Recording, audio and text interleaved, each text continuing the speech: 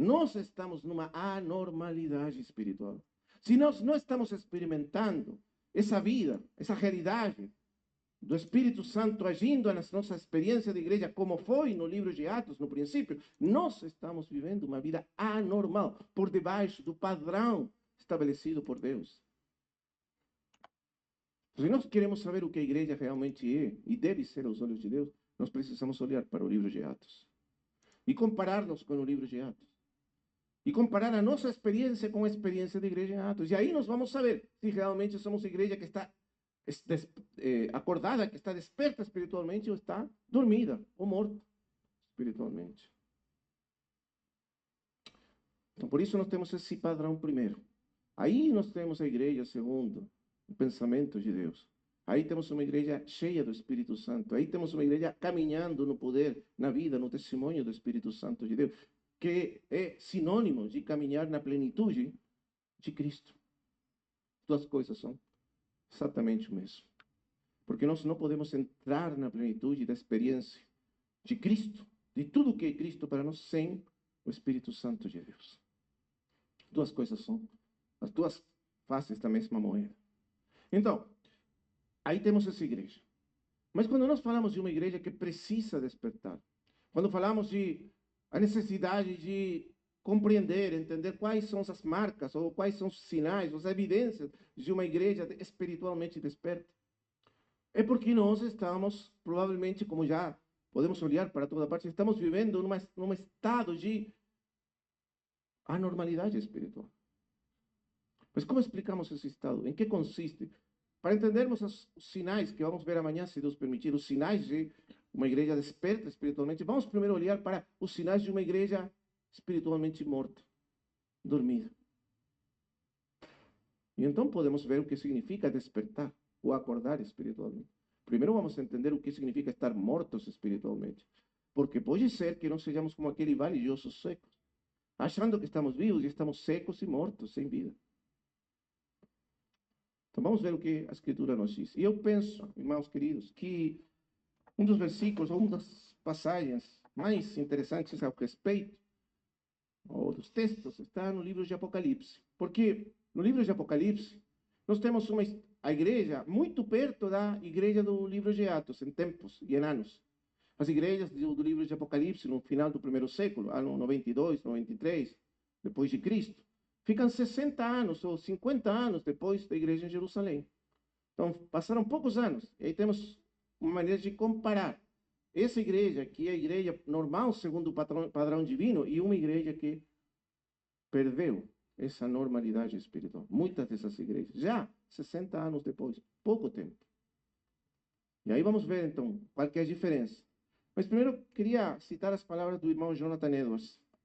Acho que os irmãos conhecem o irmão Jonathan Edwards.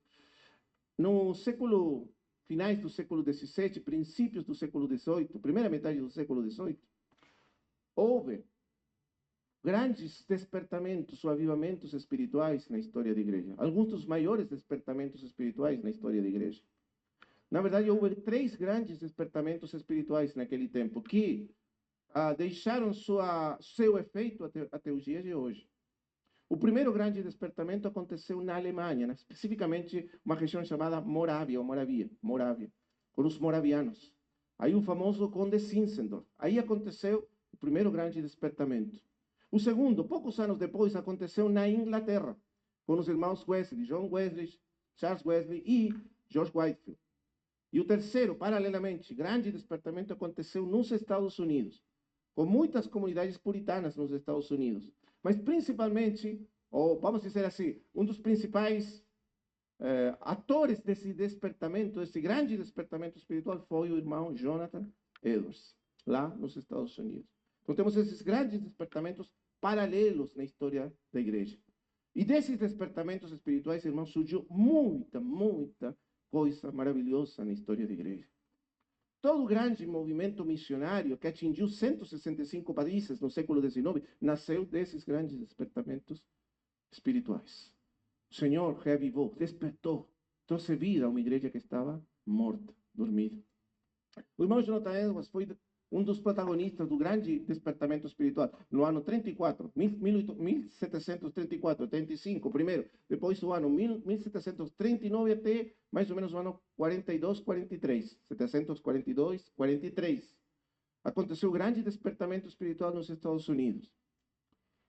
E ele foi testemunha disso. E então, ele ficou muito, foi parte disso, e ele ficou preocupado para explicar o que realmente é um despertamento espiritual. E ele tem vários livros que falam assim, as verdadeiras evidências de um despertamento espiritual e as falsas evidências. Quer dizer, o que é evidência que isso é um verdadeiro despertamento espiritual e o que não é evidência de um despertamento espiritual. Você entende? Essa é a ideia. Escreveu livros importantes sobre isso. E ele diz assim, a modo de resumo, veja o que ele diz. A palavra avivamento, segundo Jonathan Edwards, não se refere a uma temporada especial de excitação religiosa extraordinária. Apenas uma emoção religiosa extraordinária. Não é apenas isso. Como acontece ou aconteceria em muitas formas de avivamento, chamados avivamentos posteriores. Apenas emoção e excitação religiosa. Pelo contrário, disse ele, trata-se de um derramamento. Veja a palavra que ele usa. Derramamento, porque ele toma aquela palavra de Atos. O Espírito Santo foi derramado lá no princípio da história da igreja. Trata-se, diz o irmão, de um verdadeiro derramamento do Espírito Santo. E que faz esse derramamento? Que restaura, veja a expressão, restaura ao povo de Deus a uma vida espiritual, e veja a expressão dele, normal. O mesmo que dizia o irmão Gushmani 200 anos depois. Ele não traz uma coisa extraordinária. O que faz o Espírito é restaurar a normalidade da vida da igreja. O que sempre deveria ser a experiência da igreja. Ele restaura a normalidade. Que é aquela normalidade do livro de Atos. Restaura essa normalidade. Traz para a igreja essa normalidade espiritual.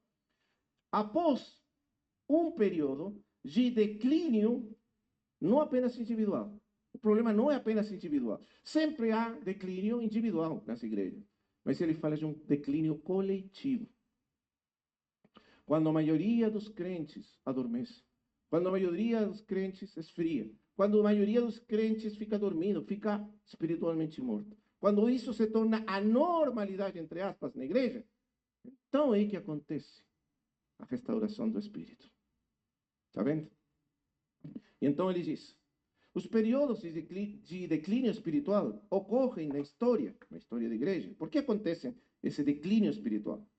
Porque a gravidade do pecado inerente, e quando ele usa a expressão gravidade, aí não se refere ao que é grave, ao que é sério. Refere-se à força de gravidade que puxa de nós. É disso que ele está falando. É como se for o pecado inerente em nossa natureza humana, é como se for uma força de gravidade que puxa de nós. Constantemente. E então, diz ele, arrasta os crentes primeiro, veja bem, o primeiro estágio de declínio espiritual, primeiro para uma religião formal. Primeiro estágio. Segundo estágio. E depois para uma apostasia aberta. Veja que terrível. O primeiro estágio, formalismo, exterior, religião, prática, rotinas, exteriores.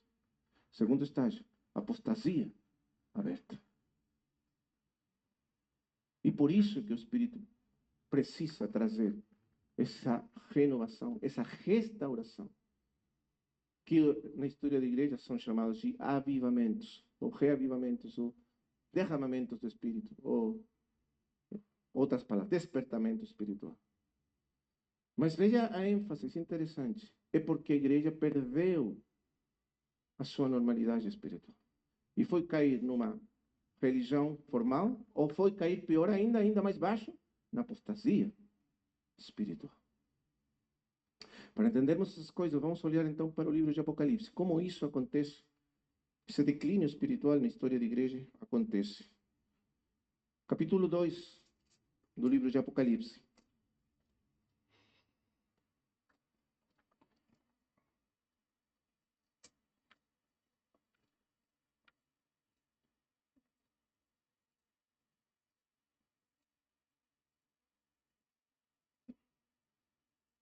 O irmão Jonathan Edwards nos fala de dois estágios de declínio espiritual.